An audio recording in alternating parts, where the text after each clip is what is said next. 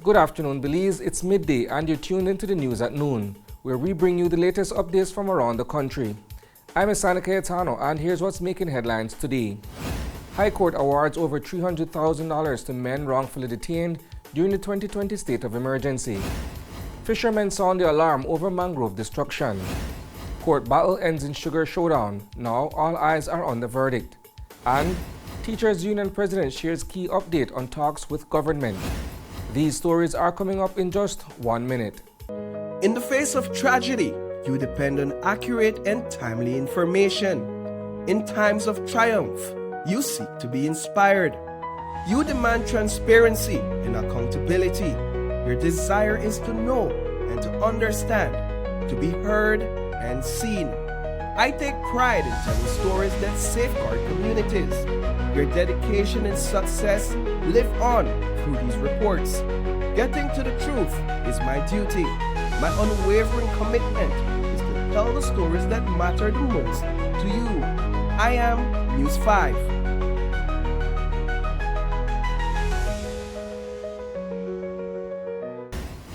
Welcome back. 16 men are set to receive over $300,000 in compensation after a major ruling from the High Court of Belize. Justice Nadine Nabi found that these men were wrongfully detained during a state of emergency declared between July and October 2020. According to the court, the government overstepped. Justice Nabi ruled that the spike in crime on Belize City's south side at the time could have been handled using regular policing methods, not emergency powers. And when it came down to the evidence, the court said there just wasn't enough to justify locking these men up. Some of the payouts are significant. Herman Solis and Erwin Ramdaz were each awarded $25,000 for their time behind bars. On the lower end, John Greenidge was awarded $12,000. But here's where it gets complicated. Not all of the men may actually receive their compensation. A few have passed away, one is now serving a life sentence, and others have reportedly sought asylum in the U.S. This all comes at a time when Belize is once again under a state of emergency. Just 2 weeks ago, the government declared another SOE in response to a fresh wave of violent crimes across Belize City, the Belize District, and parts of Cayo. It's a case that raises big questions about justice, public safety, and how far the state should go in times of crisis. Here's a story that hits close to home, especially for anyone who loves coastlines and cares about the environment. The Belize Flats Fishery Association, or BFFA, is raising a red flag about something we can't afford to ignore: the steady destruction of our mangroves. These aren't just pretty plants. They're vital to our marine life, our fishing industry, and even our protection from storms.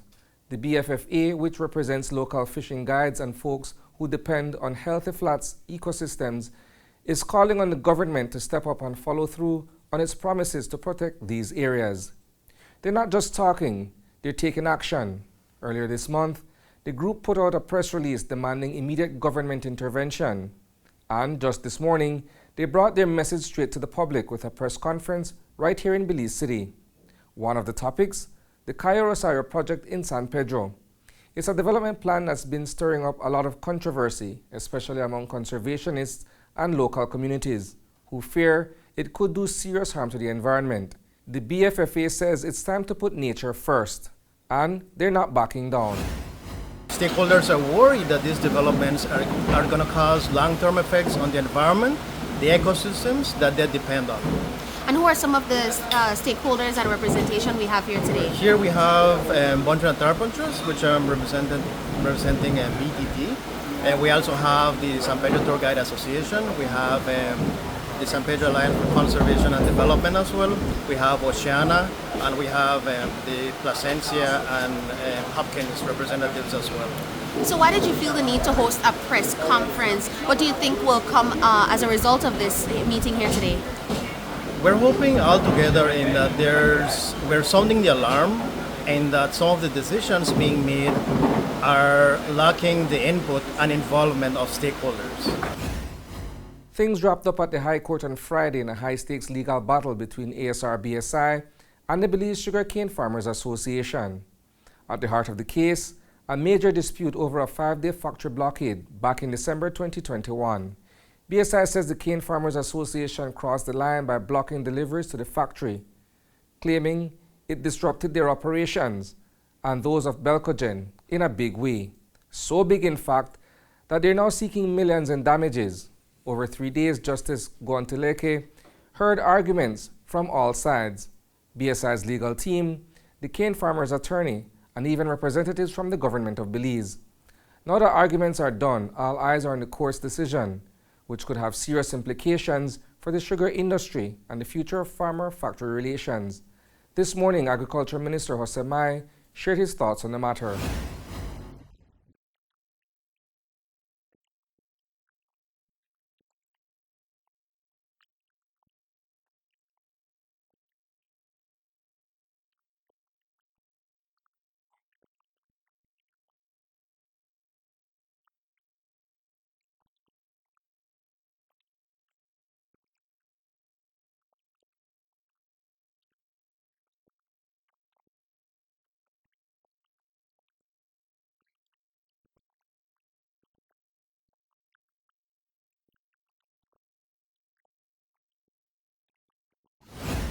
Last night, the president of the Belize National Teachers Union, Nadia Khalez, took to Facebook to give teachers across the country an important update on where things stand between the union and the government. In her post, Khalez laid out the next steps for the BNTU, including an upcoming vote that could shape the union's next move. This comes after last week's big meeting between the joint union's negotiating team and the Briceño administration. As we reported, Khalez had promised to circle back with union members to share what came out of those talks, and now she's doing just that. I know that in my last meeting, I said to you that we will be meeting with membership on Monday and you all will be voting on the different options. Given the number of questions the council and myself have received, we realize that it's very, very important for us to go back to the drawing board. So council will be meeting tomorrow night. We'll be looking at all the different options. They will be educated on how to properly guide you. And then on Wednesday, we will be meeting with you, meaning every branch will have branch meetings online. Voting on these proposals will then take place on Thursday. You will vote via the BNTU platform. So if you're not yet registered in our new database, you have between tomorrow and Thursday morning to get yourself registered. You need a valid email address because we'll send that link directly to you. With that, I say good night and please look forward, stay tuned to hearing from us as we continue to agitate, advocate, negotiate for what is rightfully ours. So, what's next for the teachers? All eyes are on that vote. That's a wrap for the news at noon, but don't worry, there's plenty more coming your way at 6 p.m. We'll dive deeper into these stories and more. In the meantime, visit channel5belize.com and follow us on Facebook for real-time updates. And don't miss Open Your Eyes tomorrow morning for fresh takes on today's headlines. Thanks for tuning in, Belize. Stay informed, stay inspired, and have a fantastic afternoon.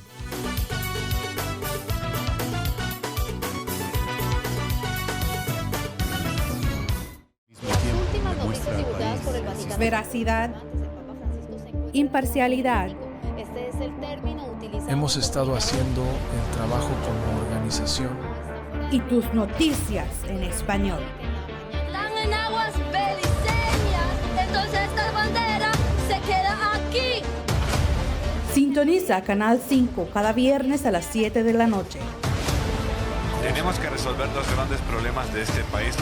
Su voz importa, su acción cuenta. Transfusión sanguínea, elementos que indican un deterioro evidente del estado de salud. Somos Noticiero 5 Semanal. Perdió la vida en un heroico intento de proteger a su hermano. El Tribunal de Magistrados de la ciudad de Belice se paralizó. La policía está investigando 2 asesinatos separados.